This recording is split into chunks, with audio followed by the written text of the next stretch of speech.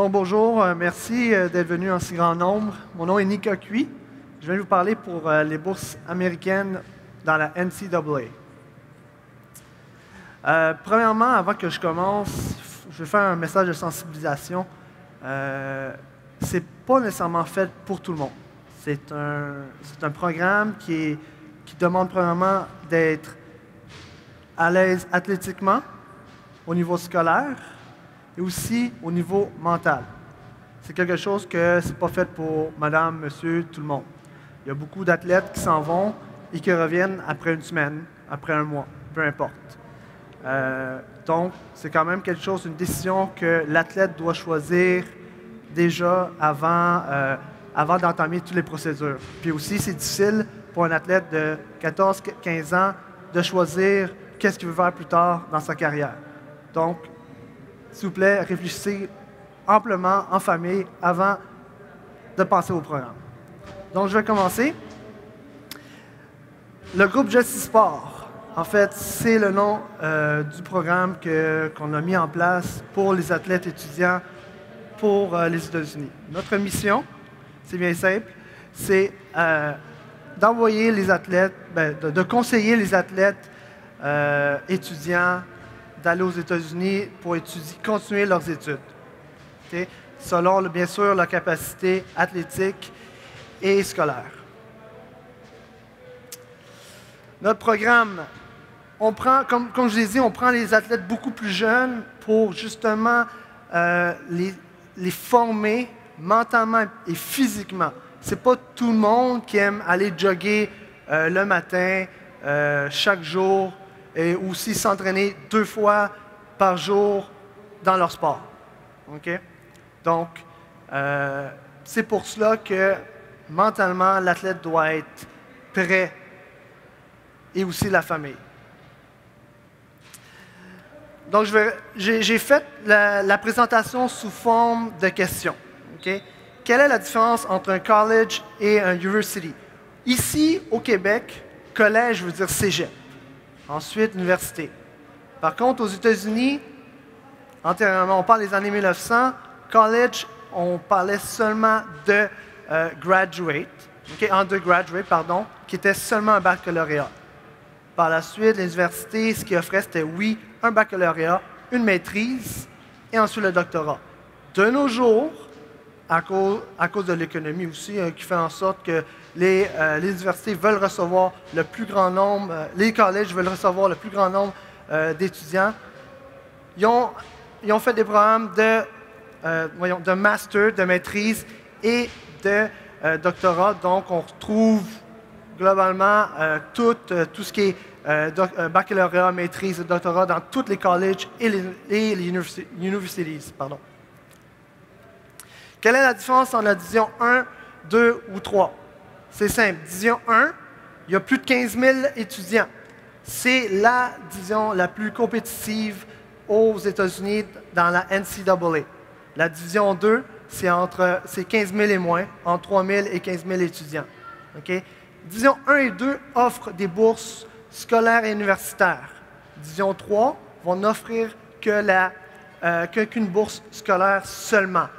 Okay? Donc, qu'est-ce qui se passe après mon secondaire 5? Qu'est-ce qui se passe plus après mon cégep? C'est simple. Le soccer. C'est votre deuxième chance pour les late boomers, surtout, de pouvoir performer. Les late boomers, c'est en fait les personnes qui se développent à l'âge de 16-17 ans. Okay? Surtout pour les gardiens de but, il y a beaucoup de développement qui se fait beaucoup plus tard. Okay? Donc, à partir de 16, 17, 18 ans, c'est votre deuxième chance, ceux qui n'ont pas eu les chances aux équipes du Québec, au régional, de pouvoir performer dans le plus haut niveau. Qu'est-ce qu'on peut faire pour vous? En fait, nous, on gère, je parle de Justice Sport, on gère la vidéo. C'est pas... Il y a des séquences précises que chaque coach demande. Exemple, je reviens encore avec les gardiens de but. les coachs veulent voir des séquences qui ne sont pas arrêtées. Parce que souvent, quand on monte un profil, on prend les séquences, on met les plus belles séquences ensemble et hop, on envoie la vidéo. Par contre, pour les gardiens de but, c'est des séquences, c'est deux types d'entraînement qu'ils veulent voir. Des séquences où est-ce qu'on fait des centres sans arrêt. Donc, on parle de peut-être 7 à 10 minutes de centre, puis ils veulent voir les erreurs que les gardiens peuvent faire. OK? Pour les joueurs, vitesse, vitesse, vitesse, vitesse. Ils veulent voir la vitesse physique et la vitesse de réaction. C'est à peu près tout ce qu'ils veulent voir. Tout le monde recherche de la vitesse. Dans la NCAA, même aux États-Unis, dans les autres ligues, c'est un sport. Je prends par exemple pour le soccer, c'est un sport qui demande beaucoup, beaucoup, beaucoup de vitesse. Okay? Je crois qu'on sait, les Américains sont très athlétiques. Ils ne se basent que là-dessus. Ils sont déjà plus jeunes, forcés à s'entraîner physiquement. Okay? Et voilà pourquoi je vous dis qu'être capable de jogger chaque matin. La différence entre la star régionale et la star nationale. Je vous donne un exemple. Celle qui est aux équipes nationales, celle qui a fait les équipes régionales seulement. Okay? C'est simple. On va travailler plus fort pour celle qu'on appelle la star régionale. Okay? On va négocier beaucoup, beaucoup plus fort. Ça va être un marché beaucoup plus cible. Ça ne sera peut-être pas première division, ça va être peut-être les plus bas de classement de première division, ou ça va être encore les meilleurs de division 2. Par contre, la différence entre la division 1 et la division 2, je vais vous l'expliquer plus tard. Okay? Les vidéos de séquence vont être beaucoup plus précises. Les universités vont demander de visiter. On va dire seulement si vous êtes capable de payer le vol d'avion, le logement et la nourriture pour faire les visites. Okay? Bon, les athlètes au niveau national, on se demande tous, tu n'as pas besoin de ça, toi? C'est sûr, c'est sûr. Si en termes de vidéo, non, ils n'ont pas besoin de nous, mais ils ont quand même besoin de nous au niveau communication. Hein? Il faut être capable de répondre à chaque université parce que tout est fait verbal. Donc, si une université décide de te lâcher juste avant la signature et que tu n'as pas répondu aux autres entraîneurs en dedans de 48 heures, c'est sûr que si on lui arrive, on lui réécrit 2 mois plus tard, on va dire, mais pourquoi tu as été droppé? Okay? Donc, la communication est hyper importante. Il faut répondre en dedans de 48 heures facilement. Hein? Ce n'est pas tous les athlètes à 14-15 ans qui savent ce qu'ils veulent. 16 ans, même 17 ans. J'ai encore des amis, j'ai eu des amis à 25 ans qui ont changé de programme 3 fois, qui est universitaire. Donc, ils ont besoin d'orientation. Il faut qu'on les envoie dans des programmes où est-ce quand ils reviennent, ils ont tout ce qu'il faut pour continuer leurs études. C'est pas, exemple, je vous prends la médecine. C'est pas un domaine que tu peux revenir et continuer tes études. Hein? Il faut continuer jusqu'au doctorat. Donc, il faut que ça soit aussi accepté ici au Québec. Donc, nous, on essaie de les orienter vers un programme où est-ce qu'ils vont pouvoir revenir sains et saufs, que je dirais, pour pouvoir continuer leurs études. Okay? Aussi, les filles des équipes nationales, c'est des athlètes qui sont convoités par tout le monde, sauf qu'on a le droit à 5 visites officielles. 5 visites officielles, c'est simple, c'est des visites où est-ce que c'est payé par l'université. Okay? Ils vont avoir l'embarras du choix. Il y a à peu près 200 universités, 250 universités par division. Division 1, 2, 3. Encore une fois, je reviens sur la NCAA seulement. Okay? Ils ont le droit à 5 visites officielles, comme je disais. Donc, sur, mettons, 250 universités, il faut qu'ils en choisissent 5. Donc, on essaie de les orienter vers les programmes de leur choix et aussi les programmes sportifs de leur choix. Hein, le coach, quel type de coach que c'est, blablabla. Ensuite, une bourse de 4 ans. Oui, c'est une bourse de 4 ans. Par contre, c'est renouvelable à chaque année. Par contre, la NCAA protège les athlètes. C'est-à-dire, c'est plus... Avant, on pouvait dropper les athlètes comme ça, facilement. elle prend trop d'alcool dans les parties, elle n'a plus les bonnes notes. La NCAA essaie de protéger. Il faut avoir des bonnes raisons pour dropper les athlètes, pour les laisser avec une autre équipe ou tout simplement annuler leur contrat, leur bourse universitaire. Quand est-ce que je peux partir? Il y a plusieurs réglementations là-dessus. Il y a plusieurs règlements qui changent à chaque année. En fait, Cégep 1, si ce n'est pas Cégep 1, la dernière année de Cégep. Okay? Il y a aussi quelque chose qui dit que les athlètes ont 2 ans, si c'est un deck pour compléter. Si c'est une technique, ils ont 3 ans. Après ça, en anglais, on appelle ça un grace period, une période où est-ce qu'ils peuvent rien faire au niveau études. Ça, c'est seulement pour les athlètes du Québec, parce qu'il y a le système du cégep qu'il n'y a pas ailleurs. Okay? Donc, après ça, ils ont une éligibilité de 4 ans pour performer dans la NCAA. Donc, c'est important de faire en temps et à temps, en fait, leurs études au niveau cégep. Okay? Est-ce qu'une bourse de soccer suffit? On prend l'athlète canadien, on prend un athlète qui n'a pas été aux équipes canadiennes, c'est une question de CV, mais il faut quand même prévoir entre 3 à 4 000 $ par année. Donc, ça revient à peu près la même chose. Okay? Il y en a beaucoup qui vont partir, je parle des athlètes canadiens qui vont partir directement là-bas sans avoir défrayé 0 $. C'est certain. Par contre, j'en prends encore avec la star régionale. Elle, malheureusement, elle a des fois, c'est sûr, ça dépend de ce qui est recherché. Ça dépend aussi comment on négocie à travers les bourses. Peut-être que j'ai 10 universités après elle qui offrent des bourses complètes, mais si j'en ai 2, 3, c'est sûr que la plupart des universités vont dire selon tes notes, je peux offrir 3 à 4 000 $. Par contre, il y a aussi l'aspect, il y a un examen à faire, que je vais parler plus tard, l'examen du ACT ou du SAT.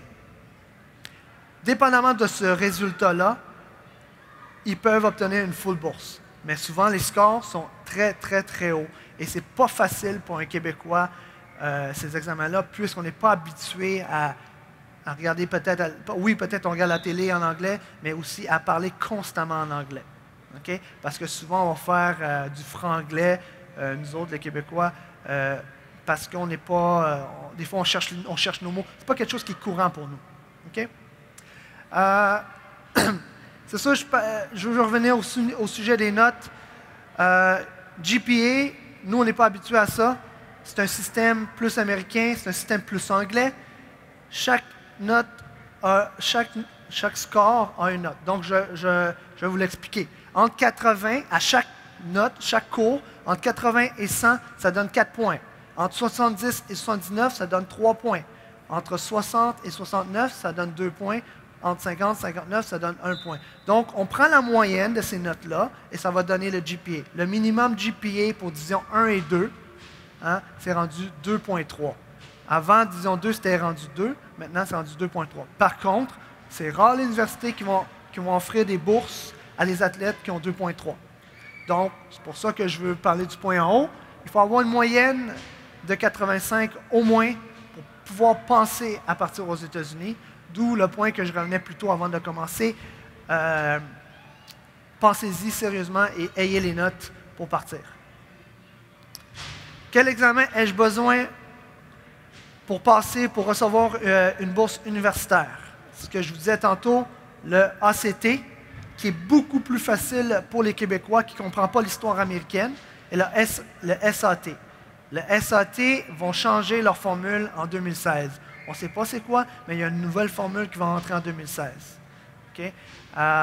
Comme je disais, moi, je préfère personnellement dire à mes athlètes de faire l'examen du ACT parce que c'est beaucoup plus facile pour les Québécois. Mais juste pour vous dire, vous avez à peu près 30 secondes par question pour répondre. Okay? C'est un total de 36 points. la moyenne est entre 20 et 24. Combien de temps dure le processus? 2 ans. L'examen du ACT, 1 an de préparation. Négociation, 2 ans d'avance. Les coachs américains vont même, dans les nouvelles règles qui sont en train de sortir, ils sont prêts ils ont le droit d'aller chercher des athlètes quasiment à 14 ans. Okay? Tous les règlements sont en train de changer et ils viennent chercher les athlètes de plus en plus en retard, je veux dire, d'avance. Okay? C'est pour ça que 2 ans, c'est vraiment le minimum. Admission et visa. Admission à l'université, une fois que l'université vous envoie le Letter of Intent, c'est le contrat en fait, vous devez faire votre admission à l'université et le I-20, c'est le formulaire, le visa qui vous dit comme quoi vous pouvez étudier aux États-Unis. Ça, c'est en fait l'université vous l'envoie, vous le remplissez et vous le retournez à l'université et l'université l'envoie ici au Canada pour pouvoir que vous puissiez continuer vos études. Bien sûr, tout ça se fait 120 jours d'avance. Okay? La préparation physique. Ce n'est pas tout le monde, comme je vous ai dit plus tôt, qui est prêt à faire le jogging matinal. Okay? 2 ans d'avance, mental. 2 ans d'avance pour être prêt mentalement à la préparation physique des États-Unis. On parle du triple de ce qu'on fait, nous autres, ici, au Québec.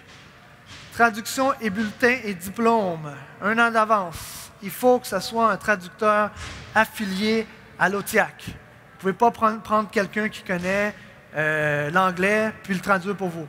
Il faut que ce soit quelqu'un membre de l'OTIAC. Okay? Et le NCAA prend les notes du secondaire 3, 4, 5 et Cégep 1. Et si vous décidez de continuer Cégep 2, Cégep 3, c'est une technique. Okay? Avant d'être complètement admissible à performer dans la NCAA. Okay? Donc, je récapitule. On a la possibilité de continuer le soccer universitaire dans un univers complètement différent. Comme je vous ai dit plus tôt, c'est complètement différent. Ce n'est pas comme le Québec. C'est un univers. C'est un autre pays. C'est tout simplement ça. C'est un autre pays. On s'occupe de faire le montage vidéo. Hein, c'est des séquences type recherché. Comme je vous ai expliqué plus tôt, les gardiens de but, c'est un type complètement différent. Et les joueurs, un autre type qui est très différent du gardien de but, qui est axé sur la vitesse. Vitesse et vitesse. Et bien sûr, avoir une moyenne de 85 et plus, avoir une bonne note à l'examen du ACT, on suggère plus de 20 et 24, et c'est une bourse de 4 ans, mais je dois rester un bon élève athlète.